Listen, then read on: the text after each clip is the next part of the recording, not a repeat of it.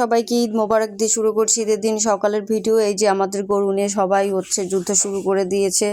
ও অনেক শান্ত ছিল, বাট ঈদের দিন সকালে একটু দুষ্টুমি করছিল, মানে একটু বেশি লাফালাফি করছিল। ওরা বেসিক্যালি বুঝতে পারে যে ওদের কুরবানি হয়ে যাবে, তখন ওরা একটু ছোটাছুটি ট্রাই করে। আর এখানে আমি গরুর রক্তটা একটু পাড়িয়েছিলাম, তো এটা এরকম আলতার মতো হয়ে গেছে। আর এই যে আমার ডিউটিও শুরু হয়ে গেছে, জুম্মান কষাই ইজ হেয়ার। সো সকাল সকালই আমার এই যে মাংস কাটা শুরু হয়ে গেছে। প্রতি বছরই আমি এই কাজটা করে থাকি, মানে এই যে আশেপাশের অনেক মানুষ থাকে, পুরুষরাও থাকে মহিলারাও থাকে।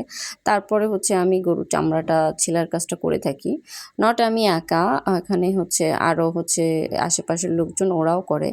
সো আপনারা দেখে কোনো জাজ করবেন না যে মেয়ে মানুষ হয়ে কেন গরুর চামড়া ছিলতেছে। আমার ভালো লাগে তাই আমি করি, যেহেতু আমাদের কোনো ভাই নেই। সো ভাই থাকলে হয়তো সেই করতো।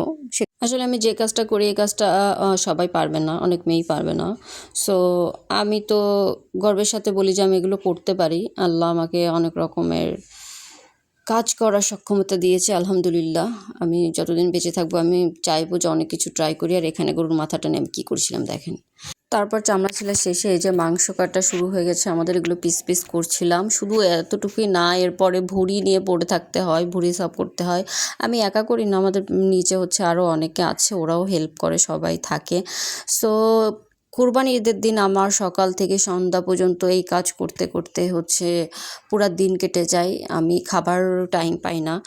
সো এই যে আমরা মাংস সবাই মিলে কাটছিলাম, আর এই মাংস কাটা শেষ হয়ে গেলে মাপঝোপ দিয়ে সবার বাড়িতে বাড়িতে দিয়ে আসা, আর যারা গরিব মানুষ আছে বাসায় মাংস নিতে আসে তাদেরকে দেওয়া, সব কাজ করতে করতে রাত হয়ে যায়। তো এটা ছিল আমার ঈদের ব্লগ। আপনাদের ভালো লেগে থাকলে আমার পেজের সঙ্গেই থাকবেন। সবাইকে আবারও ঈদ মোবারক।